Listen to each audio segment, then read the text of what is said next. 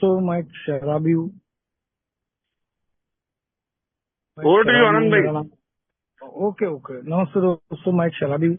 मेरा नाम आनंद है। केवल भगवान की कृपा है। आनंद भाई। और आप लोग हाय हाय हाय सबको हाय आनंद भाई। नमस्ते। हाय हाय हाय हाय सबको नमस्ते। दोस्तों, केवल भगवान की कृपा है और आप लोगों के संगत में रहते हुए आप लोगों के विचारों से जुड़ा हूँ। और वो कहीं ना कहीं दोस्तों दैनंदिन जीवन में उसको दिन भर अप्लाई करते रहता हूँ। तो अभी तक मैं शराब से बचा हूँ दोस्तों। और बड़ा सुंदर जीवन दोस्तों आज जो बिल्कुल की नानी मत चाहती है ना, सात्विक जीवन और चित्त शांति की जो जिंदगी बोलते, तो सही में दोस्तों आज मैं उसका अनुभूति ले रहा हूँ और वो जीने का ना प्रयास भी कर रहा हूँ। और काफी मात्रा में मैं वो जी भी रहा हूँ दोस्तों, पहले की तुलना में और आज की तुलना में देखता हूँ कि कहीं ना कहीं ईश्वर मेरे जीवन में काम करता है दोस्तों। अल्कोहलिक एनोनिमस में आने के पहले दोस्तों थोड़ा सा मैं अपना 2-4 मिनट एक्सपीरियंस करूंगा कि मेरी बीमारी कितनी घातक थी। मैं दोस्तों जब शराब पीता था ना, तो शराब पीने के बाद में मुझे किसी की चिंता नहीं रहती थी दोस्त। और ना ही किसी के बारे में सोचता था, ना खुद के बारे में सोचता था। मेरे साथ ऐसा हो रहा था कि मैं और मेरी शराब, और मैंने कभी जिंदगी में शराब को कभी दोस्त नहीं दिया दोस्त। ना ही ऐसा लग रहा था मुझे कि ये जो करवा रही है तो ये मेरे जीवन में शराब करवा रही है, ऐसा कभी सोचता ही नहीं था मैं। कितने हादसे होते थे और उन हादसों में से भगवान मुझे फूल के जैसा निकाल देता था। और कई ऐसे संकट आए मेरे ऊपर शराबी दिनों में। उस समय भी ईश्वर ने मुझे बचाया दोस्तों। यहाँ तक के कि आखिरी आखिरी के दिनों में बहुत कठिन परिस्थिति आ गई। घर दार बीवी बच्चे परिवार सब छोड़ छोड़ के मैं अकेला रहता था दोस्तों। और उसका कारण था दोस्तों, मैंने उनको नहीं छोड़ा था, उन लोगों ने आखिरी आखिरी में मेरी जो हरकतें, मेरी जो आदतें, मैं जिस तरीके से मैं शराब करता और वो उनके बर्दाश्त के बाहर हो गया था। और वो लोग भी कहीं ना कहीं दोस्तों जीवन जीना चाहते थे। तो आखिरी आखिरी में उन लोगों ने डिसीजन लिए कि भैया इसको इसके भरोसे छोड़ दो और इसको मरा करके छोड़ दो। तो काफी उन लोगों ने भी उसके पहले समझाने का प्रयत्न किए, काफी धार्मिक ठिकानों पे लेके गए, पूजा अर्चना किए। मेरी माँ कभी सत्यनारायण की कथा रख लेती थी कि अब तो भी सुधरेगा, भगवान से हाथ जोड़ती थी। उसके बाद में भी दोस्तों मेरे समझ में नहीं आया और मैं पूरी तरीके से आखिरी में दोस्तों बर्बाद हो गया। और बर्बाद होने के बाद में दोस्तों मेरे पास दो ही काम थे, एक तो शराब पीना और लावारिस की जिंदगी जीना। तो मैं दोस्तों आज मैं गर्व से बोलता हूँ, मैं मेरी जो शेयरिंग है ना, मेरे जीवन में जो घटित है, मेरे जीवन में जो हुआ है, मैं कभी शेयरिंग करने के मामले में, सच्चाई बयान करने के मामले में कभी पीछे नहीं हटा। मैं दोस्तों 4 साल करीब करीब फुटपाथ पे रहा। और यहाँ आने के बाद में मैंने किसी के ओल्ड टाइमर ने मेरे को समझाया था कि जितना तू सच्चाई बयान करेगा उतना भगवान तेरी मदद करेगा। तो मैंने ना दोस्तों 4 साल फुटपाथ पे रहने के बाद में वो दिन देखा हूँ कि नागपुर शहर के ऐसे तमाम भिखारियों से दोस्ताना, हर मंदिर में दोस्तों, हर फुटपाथ पे, वो काटन मार्केट, लोहा पुल, पंचशील टाकी, वो यशवंत स्टेडियम, मिठानी दरगाह, ऐसी कोई ठिकान नहीं छोड़ा दोस्तों मैं। और आखिरी आखिरी में वो काटन मार्केट को अपना घर बना लिया था, वहाँ हमाली करता था और पेट भरता था। और आधे आधे से ज्यादा पैसे की मैं शराब पी लेता हूँ, सिर्फ खाने पूरते। 4 रुपए में 5 रुपए में खाना मिलता था एक सिंधी के होटल में, उतने पैसे मैं रखता था मेरे जेब में। तो दोस्तों ऐसी जिंदगी चल रही थी। और आखिरी आखिरी के दिनों में क्या हो गया, शराब है दोस्तों। और शराब अगर ज्यादा पीते रहे तो सबसे ज्यादा उसके दिमाग पे असर आता है और शरीर अंदर से खोखला होता। तो जब तक 30-35 साल की उम्र थी मेरी, 38 साल की उम्र तक मेरे को अच्छी पची हो। और आखिरी आखिरी के दिनों में जैसे ही मैं मेरी 40 रनिंग हो गई थी, तो कहीं ना कहीं दोस्तों 39 साल का होऊंगा मैं, तो मेरे को बीमार करना चालू कर दी उसने। लीवर पे सूजन, फेफड़ों पे सूजन और अनगिनत प्रकार की बीमारियों से ग्रसित था मैं। तो मैं मेडिकल कॉलेज में मेरा इलाज चलता था और वहां से मैं पैदल कभी पैसे रहे तो रिक्शे से आना, नहीं तो पैदल पैदल आता था। और एक जगह मेरे को वहां पे एक दिन मेरी नजर पड़ी और उसके पहले दिन मैं बहुत रोया। दूसरे दिन का कोई तो भी त्योहार था और उस दिन मेरे को मेडिकल भी जाना था। तो मेरे को एक्सरे के लिए बुलाए थे उन लोगों ने और मैं गया वहां पे। तो मैं मेडिकल जाते जाते हाथ जोड़ा भगवान से, बहुत मिन्नती किया। भगवान यार, बोला कोई भी हालत में, बोला मेरी शराब तू बंद करवा दे। और मेरे बच्ची की बड़ी वाली बच्ची को बहुत चाहता था मैं, अभी भी चाहता हूँ। तो मेरे बच्ची की बहुत याद आ रही थी, एक ही लड़की थी मेरे को। बोला यार बहुत साल हो गए वो लड़की को देखा नहीं, किसी को भी माध्यम से वो बच्ची को मिला दे बोल। और उसी दिन दोस्तों देखो, भगवान सच्चे दिल से जो मैं फरियाद करता हूँ ना, तो वो कभी मेरी व्यर्थ नहीं जाती और वो भी मेरे बारे में अच्छा चाहता है। लेकिन क्या होता है कि मैं भगवान को मानता बहुत था।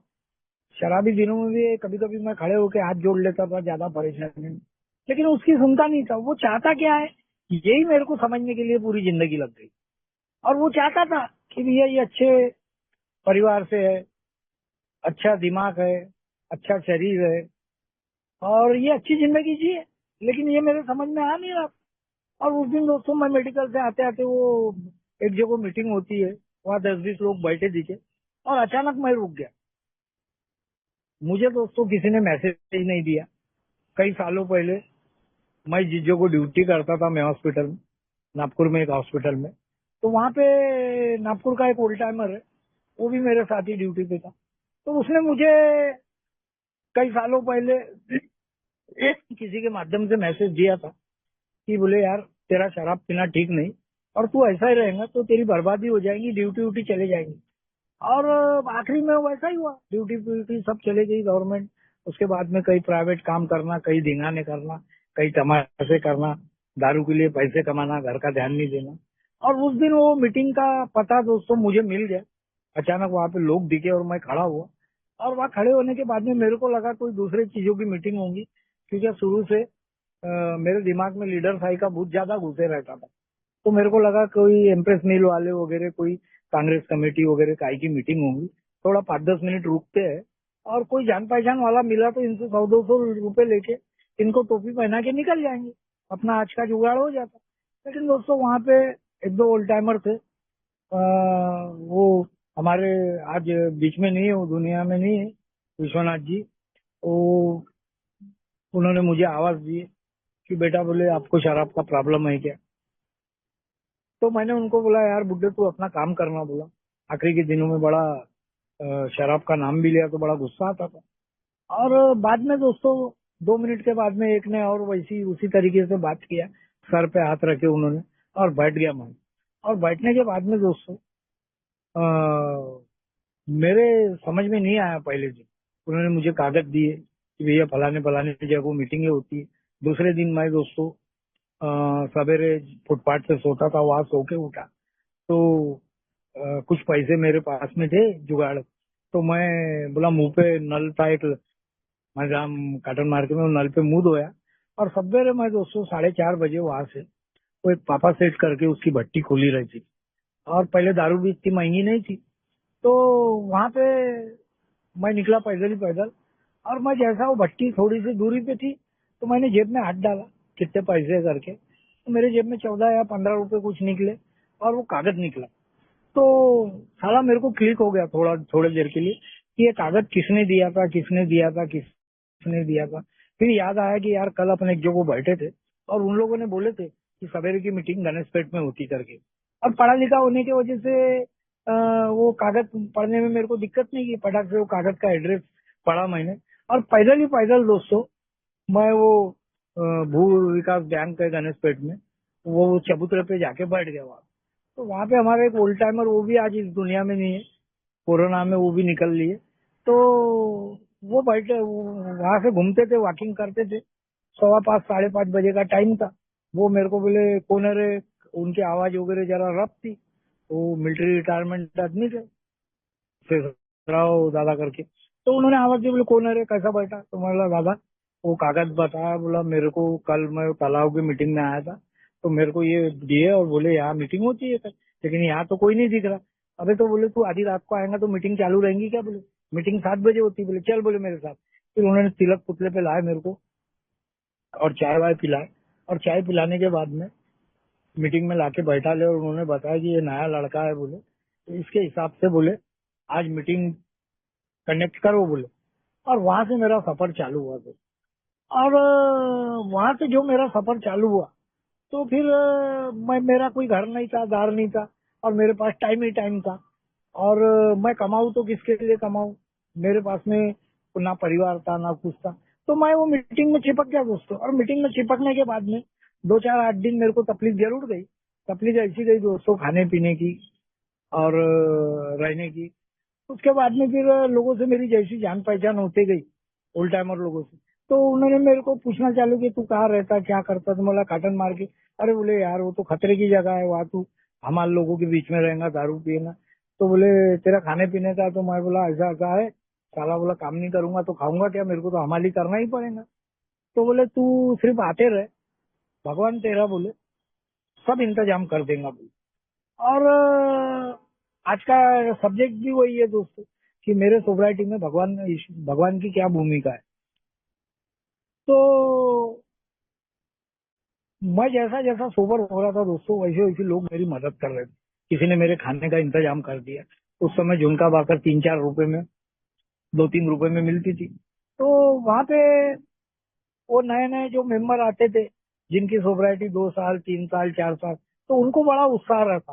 तो वो उल्टा और उनके तरफ मेरे को ढकेल देते थे। अरे, और वो मेरे को बोलते थे, अरे भाऊ चिंता मत करो, तुम चलो मेरे साथ में। कोई भी गाड़ी पे बैठा के मेरे को दोपहर का खाना खिला देता था, और शाम का खाना, कोई भी मीटिंग खत्म हुई और किसी किसी की नजर पड़ी मेरी तरफ, और तो मेरे को पूछते थे आनंद भाऊ खाना वगैरह वो खाएगी नहीं? तो मैं बोलता था नहीं बोलता था। तो वो मेरे को ले जाके फिर झुमका पाकर में बैठा देते। ऐसी जिंदगी चली दोस्तों। और जैसा ही 4 5 महीने का सोबर हुआ दोस्तों, तो मैं हमेशा बताता हूँ कि मैंने स्पॉन्सर है ना नए दिनों में बना लिया। तो 3 4 महीने के सोबराइटी में मेरे दिमाग में ना मेरा परिवार ही घूमता था। मेरे को ऐसा लगता था यार, भगवान इतने लोगों की जिंदगी में काम कर रहा है और मेरे जीवन में क्यों नहीं कर रहा? इतने लोगों का परिवार है, सब परिवार के साथ में रहते, इनके बाल बच्चे अच्छे पढ़ रहे लिख रहे, अच्छे घर है दार है, और मैं कब तक लावर इसकी जिंदगी जीऊंगा? तो मेरा स्पॉन्सर के टचिंग में रहता था मैं। खाली रहने की वजह से उनके साथ ज्यादा टाइम पास करता था। उनके ड्यूटी पे रात रात भर जागता था, उनसे सवाल करता था कुछ, वो जवाब बताते थे, और उनसे रात भर बातचीत करते रहता था। बुढ़ा आदमी था, बुजुर्ग आदमी था, तो रिटायरमेंट के कतार पे पहुंच गया था वो। तो बड़ा वो मेरे को बड़ा समझा के बताता था, और वो उसको बोलता था दादा मेरा परिवार आएगा कि नहीं यार? बोला मैं 5 6 महीने हो गया। वो बोलता था तू सिर्फ भगवान पे भरोसा रख, भगवान तेरे जीवन में बरोबर काम करेगा बोले। इतने लोगों का परिवार आया बोले, तेरा क्यों नहीं आएगा यार? बोले तू ईमानदारी से प्रयत्न कर रहा है, ईमानदारी से शराब से दूर है। और दोस्तों वो चलते रहा। और 8 9 महीने की सोबराइटी में दोस्तों, मेरे पिताजी और मेरे घर के लोग करीब करीब मेरे को 4 साल से किसी को मालूम ही नहीं था कि मैं जिंदा हूँ या नहीं हूँ। उन लोगों ने मेरे को मरा करके छोड़ दिए थे। तो मेरे पिताजी को किसी ने बताया है कि तुम्हारा लड़का बोले 2 4 बार मेरे को महल एरिया में दिखा, और वो तालाब के पास बैठता बोले, और दारू नहीं पी रहा बोले, बड़ा अच्छा कपड़े वपड़े पहन के घूमता बोले। तो मेरे यहाँ पे बहुत अच्छे रिलेशन बन गए थे। मेरे जो ओल्ड टाइमर है, मेरे जो अल्कोहलिक एनोनिमस के दोस्त है, तो एक दो जन तो ऐसे थे कि कपड़े लेने जाते थे तो मेरे को बोलते थे कि आनंद तू भी एक दो ड्रेस खरीद ले। तो कई लोगों ने मेरे को कपड़े तक लेके दिए और बहुत मदद की है। और मैं वो नहाना धोना, किसी के घर में माल एरिया में रहना, किसी के छत पे सोना, किसी के गैलरी में सोना, तो किसी के ड्यूटी पे जाके सोना, ऐसी टाइम पास हो रहा था। मेरे पिताजी को जब किसी ने बताया कि तुम्हारा लड़का जिंदा है, तो मेरे पिताजी मेरे को ढूंढते हुए तो तालाब की मीटिंग पे आए। तो जैसे मेरे पिताजी आए ना दोस्तों, तो मैं मेरे पिताजी की तरफ देखा तक के नहीं और वापस गए वो। फिर दूसरी बार आए, दूसरी बार फिर वो विश्वनाथ जी बोले यार ये बाबा जी कौन है, ये बोले ते इधर देख रहे तेरे तरफ बोले। तो वो मैंने बताया कि मेरे पिताजी है बोला वो, और बोला वो मैं उनसे बात करना नहीं चाहता बोले। तो उन्होंने बोले बेटा देख बोले, भगवान की इच्छा है बोले कि भगवान तेरा अच्छा चाहता है बोले, तू कब तक बोले इसके उसके घर में रहेगा, अभी तू दारू से दूर है बोले, और तेरे पिताजी के पैर पकड़ ले बोले, और उनके साथ में घर चले जा बोले। तो मैंने फिर दोस्तों मेरे पिताजी से बातचीत किया। मेरे पिताजी ने मेरे को पूछे कि बोले खाना वाना कहाँ खाता क्या खाता। मैं बोला सब इधर उधर हो जाता। और बोले तू आजा बोले घर में रहने बोले, मेरे साथ चल बोले। तो मैंने मेरे पिताजी को बोला देखो मैं तुम्हारे साथ में नहीं आ सकता। तो बोले क्यों? तो मैं बोला यार वो एरिया बहुत खराब है, और वो एरिया में आजू बाजू पूरा बैकवर्ड एरिया है, और सब मेरे साथ में रहे हुए लोग हैं, अंदर बाहर हुए हुए लोग। और बोला मैं वो एरिया में रहूंगा तो मैं गलती से शराब पी लिया बोला, तो फिर वही दलदल बोला तुम फिर मेरे को घर से भगा दोगे। तो मेरे पिताजी बोले तू क्या चाहता है? तो विश्वनाथ जी बोले तुम चले जाओ। मैं बोला नहीं, मैं दादा तुम लोग बोलते बोला कि ऐसे जगह नहीं जाना कि जहाँ शराब फिर से पलट के तुम्हारे ऊपर हावी हो सकती। तो बोला यार और तुम बोल रहे, बोला चले जाओ। तो बोले उसका कोई पर्याय है क्या, तू क्या करना चाहता है?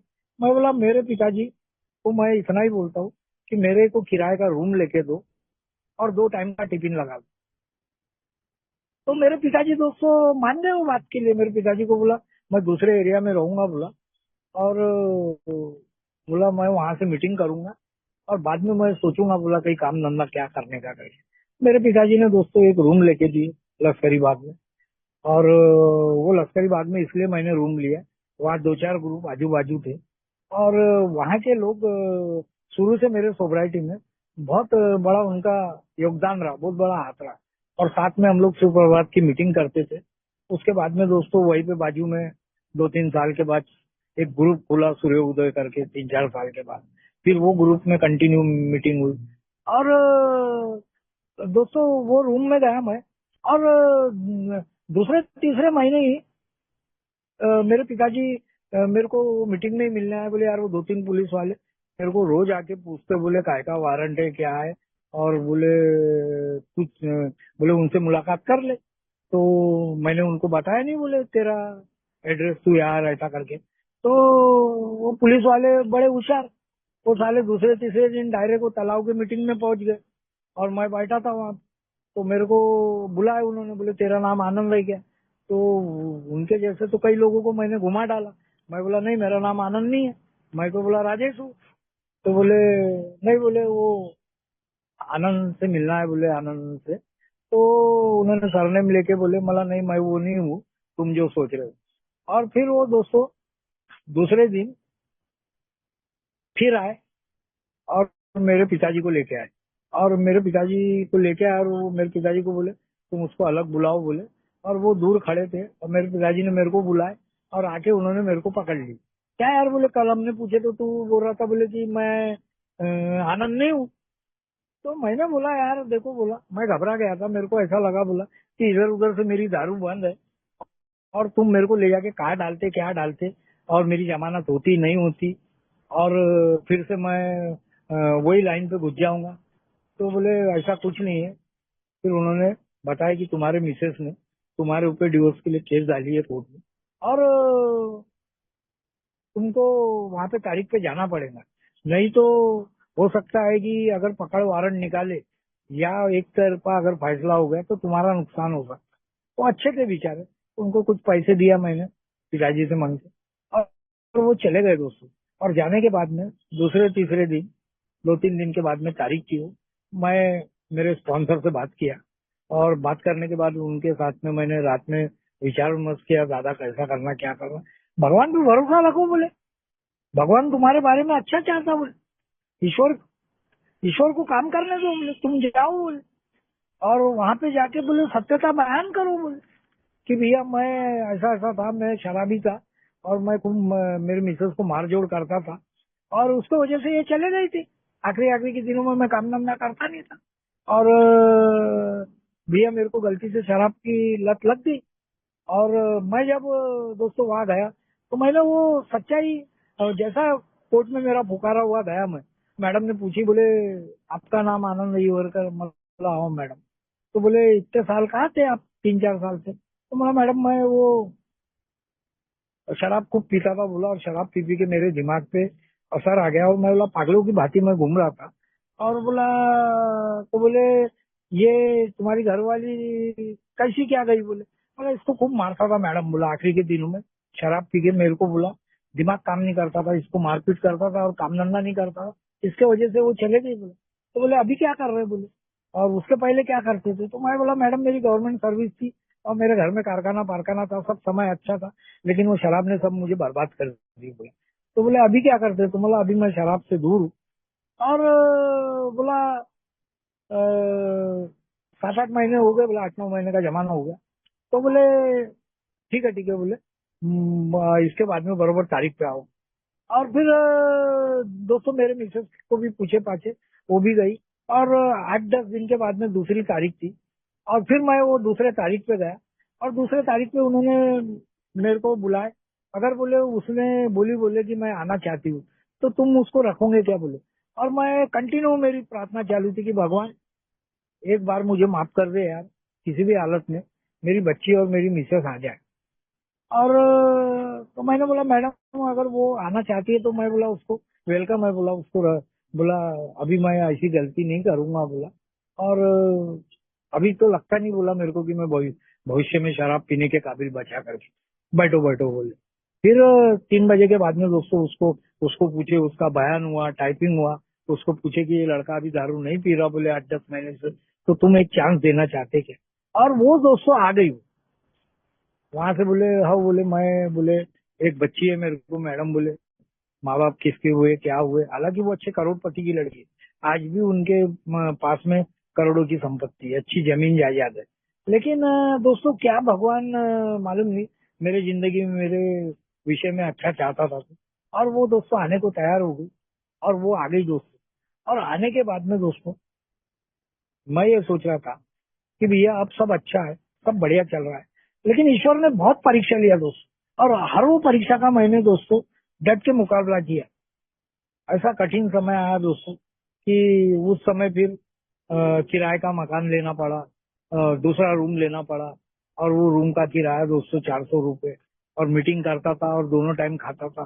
फिर एक ओल्ड टाइमर ने समझाया कि भैया देखो बोले अब तुम्हारी मिसेस आई है और अब तक तो तुम्हारा अच्छा ही अच्छा हुआ, तो बोले तुम यार काम धंधा करने की कोशिश करो, बोले अभी तुमको साल भर हो जाएगा और एक बच्ची है बोले तुम। और दोस्तों मैं कहीं ना कहीं एक पुराने मालक की तरफ ऐसे ही घूमते फिरते गया और उस मालक को हाथ पैर जोड़ा तो मालक बोले अरे बड़ा अच्छा दिख रहा है यार आनंद, बोले दारू वारू छोड़ दिया क्या? तो मैं बोला हाँ, बोला बोला शराब और मैं साल भर से पी रहा नहीं हूँ।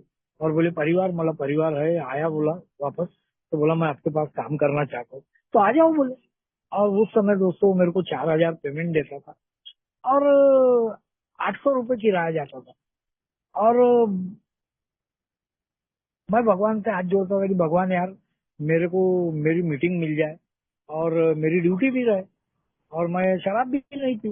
तो मैं सवेरे दोस्तों 6:30 बजे वहां से घर से निकलता था टिफिन बांध के और सुप्रभात की मीटिंग में पहुंचता था पैदल ही पैदल और 7:45 बजे तक मीटिंग करता था और उसके बाद दोस्तों ड्यूटी जाता था। और ड्यूटी से दोस्तों जैसा छूटता था ना मैं 7 बजे, 6:30 7:45 को, तो मैं सीधा पैदल ही पैदल जो भी ग्रुप मेरे रास्ते में पड़ते थे दोस्तों वो ग्रुप की मीटिंग करता था और मीटिंग से छूटने के बाद पैदल ही पैदल घर जाता।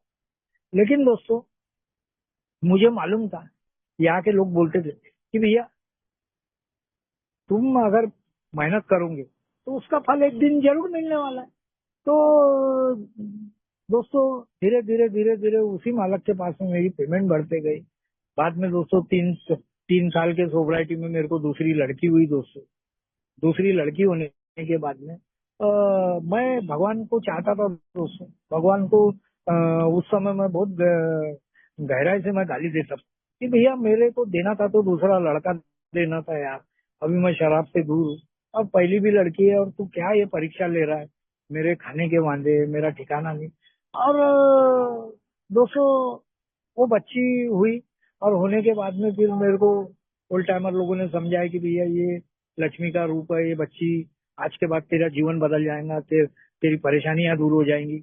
और अनगिनत उदाहरण दिए उन लोगों ने। तो कहीं ना कहीं मैंने दोस्तों स्वीकार कर लिया कि बोला चलो जो है वो ईश्वर की इच्छा समझ के कबूल कर लो। और 3-4 दिन के बाद में दोस्तों वो बच्ची को डिस्चार्ज होने के बाद में फिर उसकी तबीयत खराब हुई, और तबीयत खराब होने के बाद में उसको हॉस्पिटल में भर्ती करवाए। अब हॉस्पिटल में भर्ती करवाने के बाद में जो हॉस्पिटल में मैं ड्यूटी करता था वो गवर्नमेंट हॉस्पिटल है, तो वही भर्ती करवाए, मेरी जान पहचान थी, मेरे को तकलीफ नहीं थी। लेकिन वो बच्ची इतनी सीरियस थी दोस्तों कि उसको बहुत मेडिसिन लग रही थी, और उस समय मेरी कंडीशन बहुत खराब थी। लेकिन हर समय भगवान मेरी मदद कर रहा था। वहाँ इतने उल्टामर आते थे और प्रेयर करते थे, और मेरे को और मेरी मिसेस को दिलासा देते थे कि बेटा कुछ नहीं होगा, और भगवान ये बच्ची को अच्छा करके तुम घर ले जाओगे, तुम घबराओ मत। अगर भगवान को देना नहीं रहता था तो भगवान ये बच्ची को पैदा ही नहीं करता था, बोले तुम्हारे झोली में डालता ही नहीं था, बोले। और भगवान तुम्हारा बुरा नहीं चाहता, बोले, भगवान तुम्हारी जिंदगी में अच्छा ही चाहता, बोले, तुम देख लेना। और दोस्तों उस बच्ची को उस समय करीब करीब 80-85 हजार रुपए के ऊपर ही पैसा लगा, और मेरे पास पैसा था नहीं, जीरो था मैं। लेकिन जो मेरे साथ में जो जिन लोगों ने मेरा स्वभाव देखे थे, जो लोग मीटिंग करते थे, जो उल्टा करते, तो हर वो आदमी ने मेरे को मदद किया दोस्त। एक आदमी ने तो मेरे को करीब करीब 35-40 हजार की मेडिसिन उधारी में लाके दिया।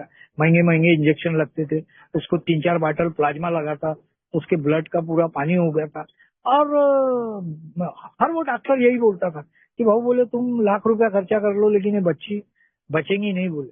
और मैं उनको बोलता था, सर आप प्रयत्न तो करो, बाकी बातें भगवान पे छोड़ दो, अगर भगवान जो चाहेगा वो होगा। और 22-23 दिन के बाद में दोस्तों बच्ची को होश आया, और होश आने के बाद में डॉक्टर बोले, यार ये भगवान का चमत्कार है, बोले। ये लड़की, बोले, मौत के मुंह से वापस आई, बोले। और मेरी मिसेस ने उनको पूछी कि भैया, बोले, अभी कंडीशन कैसी है? बोले 2-3 दिन में तुम इसको डिस्चार्ज करके ले जा सकते हो। और उस समय मैं दोपहर के मीटिंग में बैठा था, और इतवार का दिन था दोस्तों। मेरे को फोन आया मेरे मिसेस से, बोले ऐसी ऐसी बात होगी, बोले डॉक्टर बोल रहे, बोले भाई अच्छी होगी, इसको ले जा सकते। और दोस्तों मैं उसी दिन से भगवान के स्वाधीन हो गया, भगवान के पूरा निर्भर हो गया कि नहीं यार, ईश्वर, अगर मैं अच्छे तरीके से रहूं, और मैं शराब नहीं पीऊं, शराब नहीं पीऊं, और मैं ईमानदारी के रास्ते पे चलूं, तो ईश्वर हर पल मदद करने के लिए तैयार रहता है। तो वो बच्ची को दोस्तों डिस्चार्ज हुआ, और वो बच्ची इतनी सुंदर और सुशील है दोस्तों कि बाद में कुछ दिनों के बाद मैंने, मेरी मिसेस ने बोली कि अपन ने जो प्लाट बेचे थे, मैंने नरसेपत्ती के अंदर एक प्लाट बेचा था, तो मेरी मिसेस कुछ पैसा लेके चले गई थी इस मायके। यानी मेरे एक काका ने मेरे को मार मुर के भगाए थे, और बाकी का पैसा उसको दिए थे, कुछ टोकन का पैसा मैंने पी पा के खत्म कर दिया था।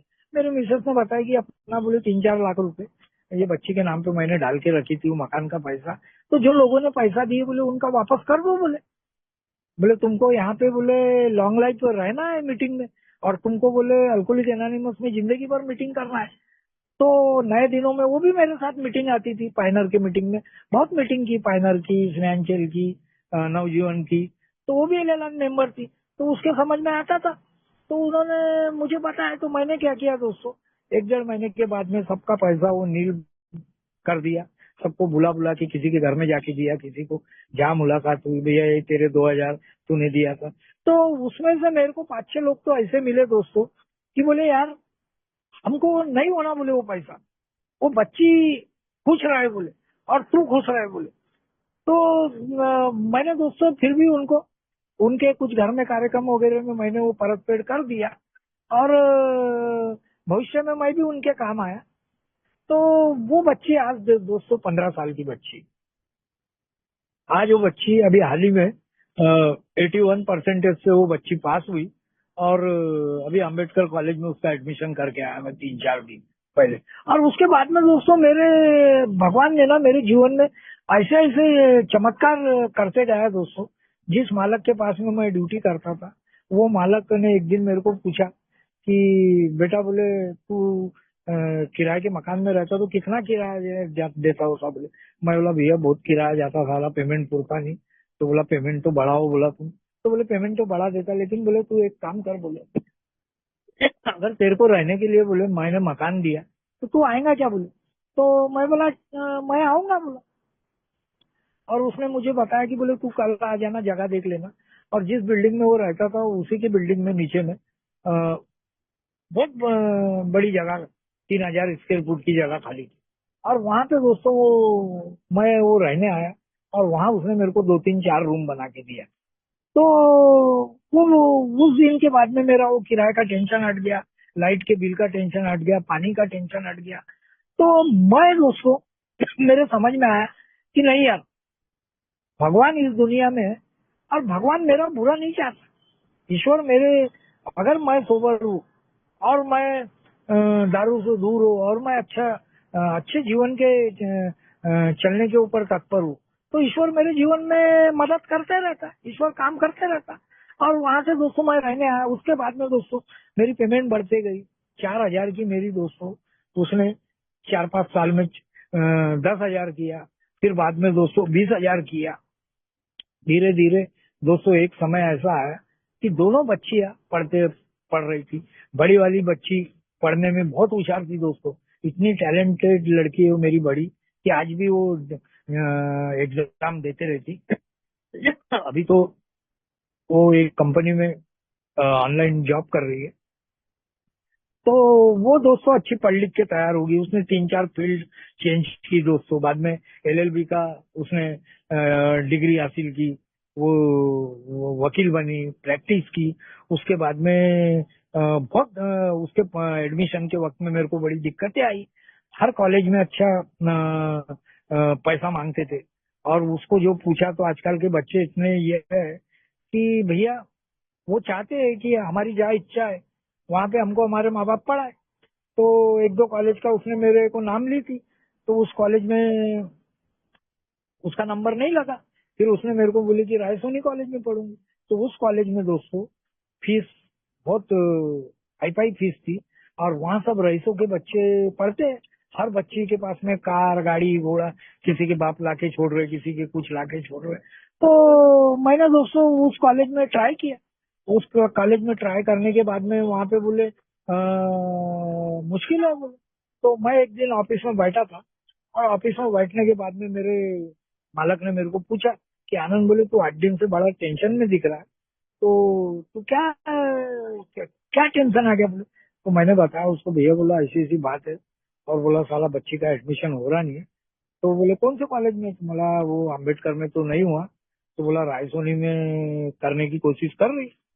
तो अरे बोले वो रायसोनी वाला तो बोले यार मेरा सक्का माम ससुर है बोले। तो बोले वो जो है बोले मेरे मिसेस का सक्का मामा है बोले। तो बोले तू भाभी से बात कर बोले। तो उसने अपनी मिसेस को फोन लगाया। मैं मैडम के पास आया, मेरे भाभी के पास। और बोला भाभी ऐसी ऐसी बात है। बोला अरे बोले वो तो घर की बात है बोले, अपने मामू है बोले। और उसने तुरंत ही कॉल लगाई और बताई उससे कि हमारे यहाँ एक वर्कर है, हमारे यहाँ बोले एक सर्वेंट है।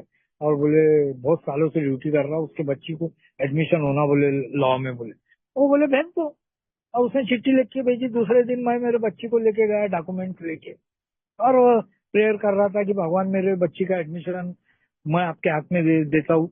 और आपके ऊपर पूरा भरोसा है और एडमिशन हो जाएगा। तो वहां जाने के बाद में वो सामने में बहुत भीड़ थी। 2-4 लोग उसके पास बैठे थे। चपरासी को बोला ये चिट्ठी तुम टेबल पे पहुंचा। तो उसने वो चिट्ठी अंदर पहुंचाया। और वहां पे वो रायसोनी ग्रुप के वो बैठे थे मालक। तो मैं अंदर गया और सारी अच्छी बड़ी कैबिन। और मेरे बच्ची को लेके गए। चपरासी को बोले उनको भेजो बोले। और वो 2-4 जन जो बैठे थे तो उनको बोले तुम बाहर बैठो, मैं तुमको आवाज देता हूँ। तो देखो भगवान दोस्तों किस तरीके से मदद करता है। मेरा कहने का तात्पर्य यह है कि वो 4 जन जो पहले से बैठे थे उनको बाहर निकाल, उन्होंने बैठा ला और मेरे को अंदर बुलाया। और मैं खड़ा था तो मेरे बच्ची को और मेरे को बोले यार बैठो ना, बोले यार बोले वो सोफा है बैठो बोले, और बताओ बोले, बोले कि तुम ये कैसा क्या जानते हो बोले तुम उनको बोले, तो योगिता नाम है मेरे मैडम का। तो बोले योगिता को कैसा क्या जानते, मतलब साहब मैं बहुत सालों से ड्यूटी कर रहा हूँ और उनका परिवार के सदस्य के जैसा वो बोला, और ये मेरी बच्ची है बोला, और गरीब आदमी वो साहब बोला। तो बोला एडमिशन होना था, तो बोले ठीक है बोले, वो एडमिशन हो जाएगा बोले, वो उसने एक कागज पे लिख के दिया लेटर, वो काउंटर पे चले जाओ बोले, और वहाँ डॉक्यूमेंट्स की जो भी डॉक्यूमेंट्स लाए वो दे दो बोले। और दोस्तों वो काउंटर पे जाने के बाद में उसने वो डॉक्यूमेंट सबमिट किया, दूसरे दिन बुलाया और वो स्लिप दिया। मैं बोला साहब पैसे वैसे कितना भरने का है? नहीं बोले पैसे तो राजू सोनू साहब ने उसमें बोले नील करके बोले अमाउंट डाले, बोले बाद में देखेंगे क्या है, तो बोले तुम बच्ची को कॉलेज में भेज सकते बोले। तो वो देखो एडमिशन हो गया दोस्तों। और उसके बाद में मैं आया और वो मेरे मैडम के पैर पकड़ा और उसके पैर पड़ा और मेरे मालक के पैर पड़ा, और वो उनको बोला भगवान भैया बोला बहुत बहुत धन्यवाद तुम्हारा। अरे बोले ऐसा कुछ नहीं है, बोले जो भी काम होता ना बोले तो भगवान करवाता बोले, क्या बोले हम कौन होते बोले।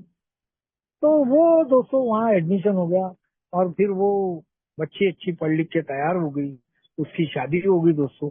शादी के समय में भी दोस्तों वो शादी के समय तक के बहुत अच्छा खासा समय आ गया था। जिस मालक के पास में मैं रहता था वहां पे मेरे हाथ से दो तीन प्रॉपर्टी के सौदे हुए, और जब तक उसकी शादी हुई तो अच्छा खासा मैंने दोस्तों पैसा जमा कर लिया था, और मैं दोस्तों खुद के ऊपर पूरा सक्षम हो गया था।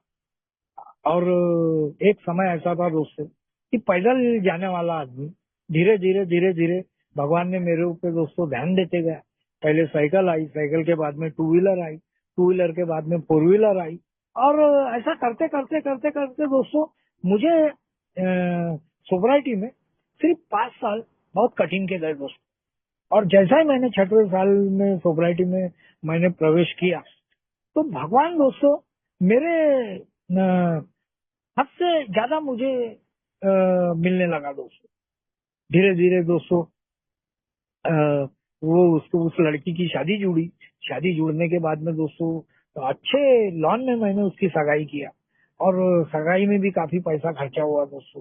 पूरे मेरे नागपुर शहर के अलकुली के के मेरे जो भाई मेरे टचिंग में थे, जिन जिन से मेरे अच्छे रिलेशन थे, हर वो लोग आए दोस्तों, सगाई में भी आए। फिर शादी हुई दोस्तों। शादी होने के बाद में देखो ह्यूमन मैन आदमी कैसा है, एक मानवीय जाति का है, और वो इंसान है ना अपने बारे में ज्यादा सोचता, दूसरा क्या सोच रहा है उसके बारे में उसको कोई मतलब नहीं। तो मेरे लड़की की शादी की जब पत्रिका मैंने मेरे मालक को दिया तो मेरा मालक नाराज हो गया। उसका कहने का मतलब ये था कि तूने शादी निकाला तो तारीख मेरे को पूछ के निकालना था। और कहीं ना कहीं उसने मुझे बोला कि यार ये तारीख को तो मेरा लंदन का टिकट बुक है बोले, और हम लोग घूमने जा रहे हैं बोले, तो मैं रहूंगा नहीं बोले। और बोले यार तू अपनी मर्जी से कोई भी काम करता बोले, क्योंकि इतने सालों के संबंध है बोले, तो बोले वो बच्ची की कन्यादान वगैरह मैं हम लोग करने वाले थे बोले, वो बच्ची छोटे से बड़े हमारे सामने हुए बोले, तो बोले हमारी भी कुछ इच्छा थी। और बाद में दोस्तों 2-4 दिन के बाद में मेरे दिमाग में बात आई, यार बोला ये सिर्फ बातों का पसारा है, ये सिर्फ बातों से उलझाता है, अभी शादी नजदीक आई और ये बोला ये कुछ मदद नहीं कर रहा। और फिर उसने ऊपर बोला 3-4 दिन के बाद में दोस्तों, दूसरे दिन का उसका प्लेन था, टिकट था, और उसने मुझे बुलाया, ऊपर बुलाया, और ऊपर बुलाने के बाद मेरे को बोले तेरी मिसेस और तेरी बच्ची को भी लेके आ, और 2 लिफाफे दिया दोस्तों। और एक लिफाफे में 2.5 लाख रुपए मेरे को दिया, और एक लिफाफे में 1 लाख रुपए। और वो लिफाफे जब हमने दोस्तों नीचे आके खोले, मैं ऊपर से मैं उतरा नीचे आके खोले तो मेरी मिसेस बोले 100-100 का होगा, तो मेरी लड़की बोले 50-50 के नोट होंगे। जब खोले दोस्तों देखे तो उसमें वो अमाउंट जरूरत से ज्यादा दिखा मेरे को। तो मेरी मिसेस बोले गलती से तो नहीं दिया, जरा जाके पूछ लो। और मैं ऊपर गया दोस्तों। ऊपर जाने के बाद में मैंने मालक को बोला भैया वो जो आपने मुझे लिफाफे दिए, तो बोला वो गलती से तुमने दूसरे के तो नहीं दिए? तो बोले क्यों क्या होगा, मला एक में 2.5 लाख रुपए और एक में 1 लाख रुपए। तो बोले 2.5 लाख रुपए तेरे खर्चे के लिए दिया बोले, और 1 लाख रुपए बच्ची को बोले उसके मर्जी से कुछ बना देना। तो दोस्तों मैंने वहीं पे नीचे उतरते उतरते भगवान को धन्यवाद दिया कि मैं जो चाहता हूँ ना, तो हमेशा मेरे दिमाग में नेगेटिव बात चलती रहती, लेकिन भगवान जो है ना दोस्तों, भगवान जो मेरे बारे में चाहता है तो हमेशा अच्छा ही ये करेगा। तो इसीलिए मैं दोस्तों शुरुआत में भी बोला कि मैं ईश्वर को मेरे जिंदगी में ना उसका पात्र अदा नहीं करने देता।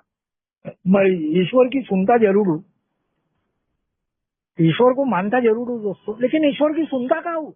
बीच बीच में मैं अपना दिमाग लगाते रहता। तो दोस्तों उसकी शादी न आई।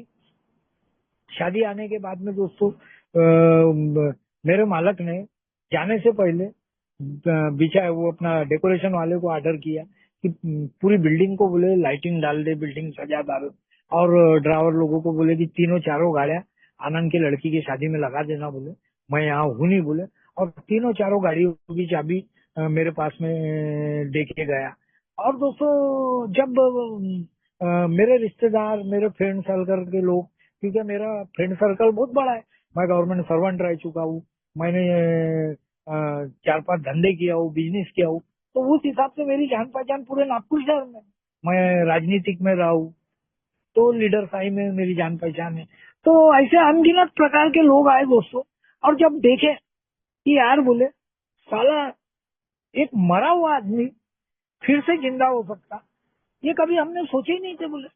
और इतना अच्छा दोस्तों कार्यक्रम हुआ वो, कि जो भी आदमी आए वो हर आदमी दोस्तों तारीफ करके गया, हर आदमी तारीफ करके गया कि मैंने ऐसा अरेंजमेंट किया था कि मैंने मेरे परिवार के लोगों को, मेरे रिश्तेदार लोगों को 5 पैसे की कपलिंग नहीं दिया। चारों पांचों दिन कैटर्स का खाना, और किसी को बर्तन क्या, किसी को चम्मच उठाने की ये नहीं किया। मेरे मिसेस को और मेरे परिवार के लोगों को, हम 4 भाई है, चारों भाइयों के औरतों को मैंने बोला कि सिर्फ अपन पूरा मजा लेने का, पूरा एंजॉय करने का। और जो जो लोग दोस्तों मेरे अल्कोहलिज्म में मेरे ऊपर हंसते थे, जो जो रिश्तेदार, वो रिश्तेदार की दोस्तों बोलती बंद हो गई, वो लोग सब तारीफ करके गए। और यही चक्कर में थे कि ये साला, ये पुट्टा इतने जल्दी इसने ऐसा कैसा इतना रुपया कमाया, और ऐसा कैसा ये कर रहा। और नागपुर के अच्छे लॉन में दोस्तों, अच्छे टॉप के लॉन में उसकी शादी हुई। तो शादी में भी दोस्तों अनगिनत लोग आए, पूरे नागपुर शहर के अल्कोहलिक एनोनिमस के मेंबर थे। और हर कोई यही बोलता था कि बेटा बहुत अच्छी सोब्राइटी हासिल किया, बहुत अच्छा तेरा जीवन चल रहा है, बहुत अच्छा और जिन्होंने दोस्तों मुझे परिश्रम करते देखे, एक एक रुपए के लिए मैं जो तरसा हूँ सोब्राइटी में दोस्तों, और कठिन परीक्षा और कठिन दिनों में मैंने दोस्तों सोब्राइटी जो हासिल किया हूँ, और मैंने सिर्फ भगवान पे भरोसा रखा और भगवान को अपने जीवन में काम करने दिया दोस्तों। तो देखता दोस्तों वो लड़की की शादी हो गई। उसके पहले दोस्तों मैं भगवान से, जब मैं अल्कोहलिक एनोनिमस में आया तो मेरे सोब्राइटी को 5 या 8 साल हो गए थे, और मेरी बच्ची 10वीं क्लास के 9th या 10th की एग्जाम दे रही थी। तो मैं भगवान से रात दिन हाथ जोड़ता था कि भगवान यार मेरी बच्ची बड़ी हो रही है, और मेरे को इसके लिए लड़का ऐसा देना कि वो दुनिया के उसको आयब्र, लेकिन उसको दारू का शौक नहीं होना, उसको कोई शौक मत देना, उसको शराबी मत मेरे नसीब में डालना। क्योंकि मैंने जो दूसरे के लड़की को जो तकलीफ दिया हो, जो मैंने सास ससुर के लोगों को तकलीफ दिया हो, तो वो तकलीफ मेरे जीवन में मत देना। और दोस्तों देखा मैंने, भगवान ने मेरी फरियाद सुन ली दोस्तों। जो मेरे को दामाद मिला है ना दोस्तों, वो मेरी लड़की का एलएलबी का लास्ट ईयर चालू था, और मेरे घर में एक मेहमान आया और उसने मेरे को पूछा कि बोले बच्ची की शादी वादी नहीं करना है क्या, मतलब एकाधी कोई लड़का है क्या। तो बोले क्या कर रही बच्ची, मतलब ये अभी आखिरी साल चल रहा है तो उसका पढ़ाई का। तो बोले एक लड़का है बोले, वो भी लॉयर ही है, उसके घर में बोले उसके काका हो गए सब लॉयर है। तो मैं बोला बात करके देखो। तो उसने जब बात किया दोस्तों, जब देखने आए तो वहां पे 2-4 जन मेरे ही रिश्तेदार निकले। और वो फलाने मेरी मिसेज की उसकी मामी रिश्ते में लगी, ये रिश्तेदार निकले, और वो रिश्ता जुड़ गया दोस्तों। और जब मैंने उसकी इंक्वायरी किया, बाहर में इंक्वायरी किया, बस्ती में इंक्वायरी किया, तो मेरे को बस्ती के लोग यही बोलने वाले निकले कि भैया वो लड़के के जैसा लड़का नहीं है। बचपन से वो कभी शराब नहीं पीता, बचपन से सिगरेट नहीं पीता, बचपन से खर्रा नहीं खाता, और निर्वेश नहीं दोस्त, एक पैसे का शौक नहीं होता, एक पैसे का शौक नहीं। तो इतना अच्छा अरेंजमेंट दोस्तों भगवान ने मेरे जीवन में करके रखा था। और वो लड़के से शादी हो गई दोस्तों, आज मेरी बच्ची 2 बच्चे की माँ बन गई। आज 2 नाती है मेरे को, एक नाती और एक नाता। और इतना अच्छा जीवन चल रहा है, दोनों पढ़े लिखे हैं, दोनों अपने दिमाग से काम करते हैं। और उसके बाद में दोस्तों मेरे को भी मदद करते रहते हो। मेरा एक काम है, अ, एक टेंडर का काम है मेरा। तो उस जगह दोस्तों मैंने टेंडर भरा था, वहां पे अच्छे अच्छों की दाल नहीं गलती दोस्तों। वो WCL में अच्छी अच्छी की दाल नहीं गलती, और मैंने वो गलती से वो टैक्सी में हाथ डाल दिया। और मैंने दिमाग लगाया और मैंने एक अच्छे चाप के लीडर को प्रस्ताव रखा कि ऐसा ऐसा है। बोले भाऊ, तो बोले यार भाऊ ठीक है, बोले तेरी 2 गाड़ी मैं अरेंजमेंट करवा देता हूँ। तो मैंने पहले एक पुणे से गाड़ी लाया था, फिर उसके बाद में नागपुर में एक दूसरी शोरूम गाड़ी खरीदा। और वो गाड़ी खरीदने के बाद में दोनों गाड़ियां आज मेरा वो ट्रेवल्स में WCL में दोस्तों चल रहा है। सिर्फ मैं दोस्तों भगवान पे भरोसा रखता हूँ, सिर्फ भगवान पे विश्वास रखता हूँ। मुझे मालूम है कि भगवान के अगर ऊपर विश्वास रखता हूँ तो मेरे जो काम नहीं होने वाले वो भी काम मेरे दोस्तों सक्सेस होते हैं। उसके बाद में दोस्तों वो भी मेरे गाड़ी का भी जो टेंशन है दोस्तों, मेरे मालक को मालूम पड़ा तो उन्होंने बोला कि तू ड्यूटी छोड़ना मत। बोले तो मैं बोला नहीं, मैं ड्यूटी उटी नहीं छोड़ता। बोला मैं आपको छोड़ के नहीं जाता। तो बोले देख आनंद, बोले अगर बोले जब जिस दिन जाएंगे बोले तो अपन एक में के कंधे पे ही जाएंगे बोले। तो दोस्तों मैंने वो जो टेंडर है वो मेरे बच्ची को बोल दिया, बिल बना कि वो कितनी गाड़ी चली, क्या चली, महीने में कितनी छुट्टी आई, क्या आई। तो वो सब पढ़े लिखे होने की वजह से दोस्तों डायरेक्ट मेरे अकाउंट में वो महीने का पैसा डाल देते। तो मेरे को उतनी दोस्तों तकलीफ नहीं जाती। और बाद में दोस्तों समझ में आया कि मैं जो चाहता हूँ वही होगा, लेकिन उसके लिए मुझे भगवान को काम करने देना पड़ेगा मेरे जीवन में। अगर मैं भगवान के काम में अगर अड़थड़ा लाता हूँ और मैं अपनी मर्जी लगाता हूँ तो वो काम में मैं अक्सर परेशान होता हूँ। उसके बाद में दोस्तों बहुत सी बातें मेरे ध्यान में आई। मैं कैसा है दोस्तों, मेरे को नए नए धंधे करने की बड़ी आदत है मेरे। और मेरा जो ड्यूटी का जो पीरियड है, मैं वहां पे फुल टाइम ड्यूटी देता हूँ दोस्तों। मेरे को कभी भी बोले तो मैं कभी भी, मेरे को कोई बंधन नहीं हुआ मैं कितने बजे जा रहा, क्या जा रहा हूँ। मैं, मेरा कैसा है, साइट सुपरविजन का काम है, कंस्ट्रक्शन लाइन में हूँ। तो 8-10 साइट चालू रहते, तो मैं दिन भर कहीं पे भी 1-2 घंटा, कहीं पे आधा घंटा विजिट देते रहता, और वहाँ क्या कम ज्यादा है, कौन से साइट पे क्या लग रहा है, यही सब मेरे तरफ है। तो और मालक भी मेरे को बोलता नहीं, क्योंकि कंपनी में सबसे ज्यादा सीनियर मैं जो हूँ। और पेमेंट भी दोस्तों मन के मुताबिक है। पेट्रोल के लिए मुझे पैसे मिलते हैं। आज प्राइवेट का सेक्शन है, प्राइवेट सेक्शन में आज मारा मारी है, तो वहां पे भी मेरे को पेमेंट अच्छी मिलती है। और पेमेंट मिलने के बाद में मेरे को मकान मिला है। मैंने जो मेरे जो मैंने जो मेरे लिए खुद के लिए मकान लेके रखा था, तो आज भी मेरा मकान बंद पड़ा है दोस्तों। और अच्छा खासा उसको डेवलप बना के रखा, उसको फर्नीचर फर्नीचर पूरा सामान सुमान।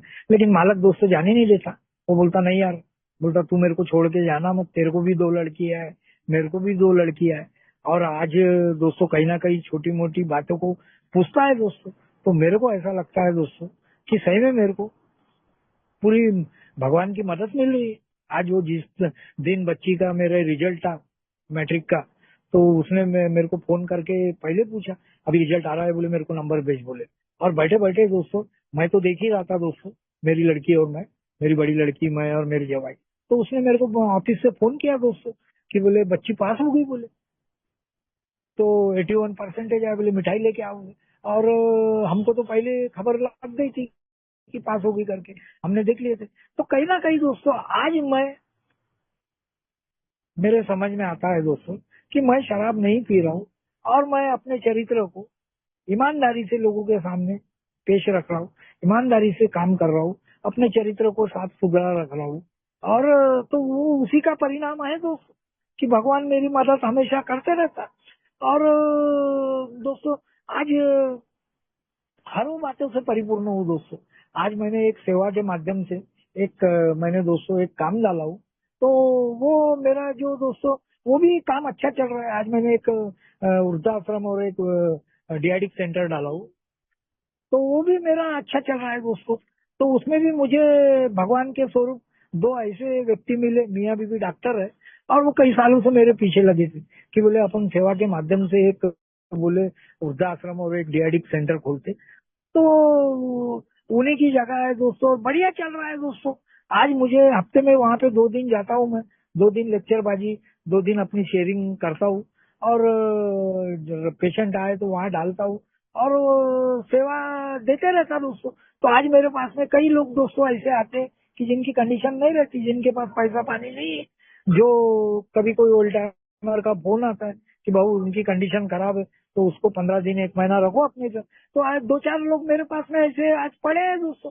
आज 3-4 मेंबर मेरे पास में बगैर पैसे के पड़े हैं। तो मुझे मालूम है दोस्तों, यहाँ आने के बाद में मुझे ये सब बातें करना पड़ेगा दोस्तों। मुझे यहाँ आने के बाद मेरा पहला दिन याद आता है कि मैं क्या कंडीशन में था यार। और हो सकता कि भगवान ने मेरे पास चल के आके मुझे मैसेज मिला। मुझे किसी ने दिया नहीं है मैसेज, मुझे कोई किसी ने कोई कंप्लेंट नहीं दिया। मैं रास्ते से जा रहा था, अचानक रीत्या भगवान को मेरी दया आई, और भगवान ने सोचा कि यार ये बच्चा अच्छा है, ये लड़का अच्छा है, इसको जिंदा रखना है और इसके हाथ से कुछ अच्छे काम करना है। तो भगवान ने मेरी मदद किया। अल्कोहलिक एनोनिमस में लाके तुम लोगों के शरण में लाके मेरे को तुम्हारे लोगों की झोली में लाके डाला। और सिर्फ मेरे को उसके ऊपर ईमानदारी के ऊपर में वो जो बोलते हैं या 12 कदम जो बोलते हैं, तो 12 कदमों का मेरे को उसके वो दिन भर मेरे को उसका आचरण करना पड़ता। 12 कदम ऐसा नहीं है कि मैं एक बार ले लूं और उसको जिंदगी भर खाना खाते रहूं। कोई खाने की चीज नहीं है वो। मेरे को 12 कदम का आए दिन उसको आचरण में लाना पड़ेगा, प्रैक्टिस करना पड़ेगा। मुझे भगवान की इच्छाओं को समझना पड़ेगा कि भगवान क्या चाहता है। मैं तो बहुत कुछ चाहता हूँ। मैं तो ऐसा चाहता हूँ कि भैया ईश्वर जितना मुझे देगा उतना कम है। लेकिन आज मेरे समझ में आता है दोस्तों कि आज हर वो बातें ईश्वर ने मेरे जिंदगी में नियोजित तरीके से डाला है। आज मैं गर्व से बोलता हूँ दोस्तों, आज मेरे घर में ये कंडीशन है कि मेरे बच्ची अगर मेरे को फोन करे कि पापा वहाँ वो फीस के 50,000 रुपए भरना है, तो मैं तुरंत 1 सेकंड मैं पूछता नहीं हूँ, फटाक से उसको मैं पेटीएम निकाला कि मार देता हूँ। आज हर वो जेब मेरा भरा रहता दोस्तों। कभी अगर बच्ची ने बोली कि पापा वो फलानी चीज के लिए पैसे होना, तो जा पर्स से ले ले। और मुझे शुरू से मैं हिसाब किताब में थोड़ा सा कच्चा हूँ मैं। तो मेरे को दोस्तों हिसाब का उतना ये नहीं, मेरे जेब में कितने पैसे रहे क्या रहे मेरे को याद नहीं रहता। लेकिन भगवान ने आज मुझे दोस्तों इस कदम निकाला है, आज किसी के सामने मुझे हाथ नहीं फैलाना पड़ता दोस्तों। बड़े बड़े मेरे हाथ से काम हो गए, बड़े बड़े पैसों के काम हो गए। तो मुझे किसी के पास में 2 पैसे का कर्जा नहीं लेना पड़ा। और मैं जो कमाता हूँ दोस्तों, मेरे को शुरुआत के दिनों से ही मेरे को मेरे स्पॉन्सर ने ऐसे ऐसे इंजेक्शन देके, ऐसे ऐसे टैबलेट देके तैयार किया है कि उसने मुझे बताया था कि बोले भैया जितना भी तुम्हारा पेमेंट आता ईमानदारी से अपने पत्नी के हाथ में दो बोले। तो आज दोस्तों मुझे जितने साल सोसाइटी को हो रहे हैं, उतने सालों से मैं मेरे जैसी पेमेंट आई तो पहले मैं बड़े लड़की के अकाउंट में मारता था। अभी वो बड़ी लड़की की शादी हो गई तो छोटी लड़की के अकाउंट में वो अमाउंट मारता हूँ। और 2-3 साल में उसमें से कुछ पैसे छोड़ता था, 2-3 हजार। लेकिन स्पॉन्सर ने पूछा और वो भी मैंने कबूल किया, उसके बाद में पूरा पेमेंट उनको मारता हूँ। तो मेरी मिसेज मेरे को महीना भर पूछते रहती कि पेट्रोल के लिए लग रहे क्या आपको, कुछ पैसे लग रहे होंगे तो दो क्या, 2-4 हजार दो क्या, 5-1 हजार।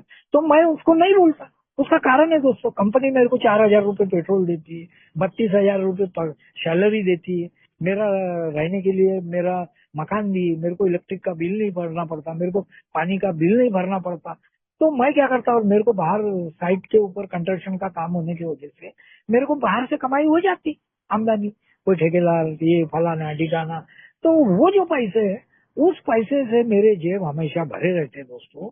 और वो पैसे मैं ऐसा नहीं कि मैं दिन भर नाश्ता कर रहा हूँ, दिन भर ये कर रहा हूँ, दिन भर वो कर रहा हूँ। सिर्फ 2 टाइम खाना खाता मैं, एक बार दिन में 12 बजे और रात को 10:15 10:30 2 टाइम खाना खाता दोस्तों। और दिन में चाय पीता हूँ 4-5, लेकिन मैं फालतू चीजों में यूज नहीं करता हूँ दोस्तों। तो आज देखता हूँ मैं कि भगवान ने जो जो मेरी इच्छाएं थी वो इच्छाएं मेरी पूरी की दोस्तों। मैं सिर्फ उसमें अड़थड़ा नहीं बना। मैंने वेट एंड वॉच की भूमिका में हमेशा रहा हूँ कि भगवान मेरा आज नहीं कल अच्छा होगा, आज नहीं कल वो मेरा काम पूरा होगा, मैं ये काम आपके हाथ में दे रहा हूँ। तो मुझे आज डरने की जरूरत नहीं है दोस्त। आज कोई भी क्षेत्र में आज आज हर वो जगह आज इज्जत से लोग नाम लेते, इज्जत से भाव के सिवा बात नहीं करते, चाहे वो मेरा काम धंधे का क्षेत्र हो, चाहे वो मेरा समाज हो। आज समाज में दोस्तों कहीं ना कहीं मुझे किसी के बच्चों के लिए रिश्ते जो जोड़ने के लिए बुलाते हैं। कई लोग फोन करते हैं कि भैया मेरे लड़के के लिए लड़की देखना। तो आज समाज में ये जो इज्जत आई दोस्त, ये सब पहले नहीं थी। लेकिन अल्कोहलिक एनोनिमस में आने के बाद में मैं दोस्तों जैसा जैसा मैं ईमानदारी के रास्ते पे चलते गया, शराब से दूर होते गया, लोगों के नजर में एक मेरी अलग ही अहमियत बनते गई दोस्तों, जो मैं चाहता था। लेकिन मेरा कैसा था दोस्तों, जल्दबाजी वाला स्वभाव था। मैं ये सोचता था कि अल्कोहलिक एनोनिमस में आने के बाद में भगवान को मैंने मानना चालू कर दिया था। ये शेयरिंग के माध्यम से समझ में आता था कि भैया मीटिंग में ईश्वर प्रकट होता है, ईश्वर आए। लेकिन मैं भगवान को मानता था, लेकिन भगवान की सुनता नहीं था। भगवान क्या चाह रहा है, भगवान के मेरे हाथ से क्या करवाना चाहता है। तो मैं दोस्तों आज ईमानदारी के साथ बोलता हूँ कि जितना भी जो कुछ है ना, मैं दोस्तों भगवान के अधीन हूँ। और मुझे मालूम है कि आज तक के अभी 18 साल हो जाएंगे 2-4 महीने में, अगस्त महीने में 18 साल पूरे हो जाएंगे। तो आज तक तो ईश्वर ने मेरा बुरा नहीं किया दोस्तों। जब से मैं अल्कोहलिक एनोनिमस के दरवाजे में आया, तकलीफें बहुत आई, अड़चने बहुत आई, लेकिन दोस्तों 5 साल सोबराइटी के बाद में जो मेरी तकलीफें दूर हुई दोस्तों। तो आज मैं दोस्तों बता रहा हूँ तुमको, मैं कभी मैं रात में अगर एक बार सोया मैं, तो मेरी सवेरे तक नींद नहीं खुलती दोस्तों। जैसा मैं रात में खाना खाया और प्रेयर किया दोस्तों और मीटिंग सुना, कि बस मेरे को ऑटोमेटिक नींद आ जाती दोस्तों। तो मेरी नींद सवेरे खुलती है दोस्तों। ना मुझे फालतू के विचार आते हैं दोस्तों, ना मुझे कल का विचार आता। अभी मेरी कल परसों के दिन 20 तारीख को मेरे शादी को 32 साल हो गए। तो मेरी लड़की बोल रही थी कि मेरे भाई लोगों की लड़कियां हो गए कि पापा बोले तुमको बोले 50 साल फुबराई एनिवर्सरी के देखना है बोले। तो मैं बोला 18 साल मेरे को क्या हो रहा है, अभी 60 साल की उम्र है मेरी, तो मैं फिट हूँ। सवेरे 6 बजे उठता हूँ दोस्तों, गार्डन घूम के आता हूँ, मेरे घर से महाराज बाग नजदीक है। तो 2 घंटे गार्डन में रहता हूँ, महाराज बाग पूरा घूम घाम के आने के बाद में दोस्तों कहीं ना कहीं अगर मेरा मूड हुआ तो मीटिंग में चले जाता हूँ। सवेरे की मीटिंग में आने के बाद में दोस्तों दिन भर अपने दैनंदिन जो भी जीवन के काम है वो काम निपटाता हूँ। उसके बाद में शाम को दोस्तों 8 बजे कहीं ना कहीं फिजिकल मीटिंग में जाके बैठता हूँ। और एक मीटिंग दोस्तों कंपलसरी, मैं दिन भर के अंदर में 2-3 मीटिंगें हो जाती होंगी मेरी, लेकिन कभी ऐसा नहीं हुआ दोस्तों कि मैं मीटिंग से दूर हुआ और एक को भी मेरी मीटिंग मिस हुई। हाँ, हो सकता है कभी शादी विवाह, कभी बाहरगांव वगैरह गया तो उसी दिन मेरी मीटिंग नहीं होंगी। और जो बाहर गांव में अगर कोई ग्रुप है तो वहां जाने की मैं जरूर कोशिश करता हूँ दोस्तों। तो ये क्या है दोस्तों, ये बहुत ये मेरे जीवन में जो ईश्वर जो काम करता है, तो इसको समझने के लिए ना दोस्तों मुझे तीसरे कदम की जो मदद है, तीसरे कदम में दोस्तों मुझे पूरे ईमानदारी से तीसरा कदम लेना पड़ा। और जब मैं तीसरा कदम लेता हूँ ना, तो वो तीसरे कदम में इसका विवरण है दोस्तों कि मैं अपना मन और जीवन उस शक्ति के हाथ में देता हूँ कि जिसको मैं अपना भगवान मानता हूँ। अगर मैंने एक बार अपना मन और जीवन उसके हाथ में दे दिया दोस्तों, तो मैंने उसकी परवाह नहीं करना चाहिए दोस्तों। और भगवान मेरे बारे में दोस्तों हमेशा मेरे सात्विक जीवन में हमेशा मदद करते रहता। और ये मुझे दोस्तों 100% मुझे आज गारंटी हो गई है कि मैं अगर भगवान के शरण में गया तो भगवान मेरा कभी बुरा करने वाला नहीं है दोस्तों। और आज मैं दोस्तों ये जो जो भी मेरे जो अनुभव थे, ये मैं हूबहू दोस्तों अपने जीवन में दोस्तों मैंने करीब से देखा हूँ। और भगवान किस तरीके से मदद करता है और मेरे जीवन में किस तरीके से किया, तो ये जो मेरे अनुभव के माध्यम से मैंने आपको बताने की कोशिश किया दोस्तों। जो मेरे अनुभव थे, मैं कोई शेयरर नहीं हूँ दोस्तों, कि बहुत अच्छी शेयरिंग करता हूँ। मेरे जो अनुभव थे दोस्तों मैंने आपके सामने रखने की कोशिश किया। फिर से मैं विजय भाई, शैलेश भाई और पायनर ग्रुप को दोस्तों बहुत बहुत धन्यवाद देता हूँ कि बार बार कभी कभी बीच बीच में मुझे बुलाते रहते और मेरे अनुभव सुनते रहते। और दोस्तों आप लोगों का सबका धन्यवाद। बहुत शांतता पूर्वक दोस्तों आप लोगों ने मेरे अनुभव सुने, तो धन्यवाद चेयरमैन साहब, शैलेश भैया, विजय भैया, धन्यवाद।